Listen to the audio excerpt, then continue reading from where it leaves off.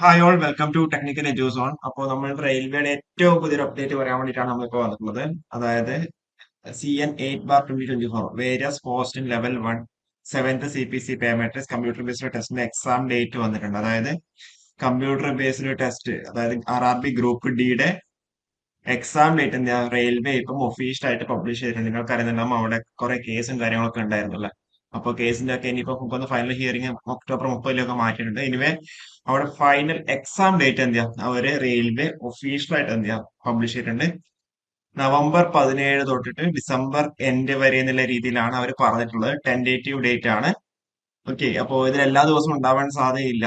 Okay, അതിന്റെ ഇടയ്ക്ക് gap കാര്യങ്ങളൊക്കെ ഉണ്ടാവും. ഓക്കെ, അപ്പൊ എനിവേ നവംബർ 17 തൊട്ട് എന്താ ഡിസംബർ ടെന്റേറ്റീവായിട്ട് എക്സാം ഡേറ്റ് അവിടെ പറഞ്ഞിട്ടുള്ളത്.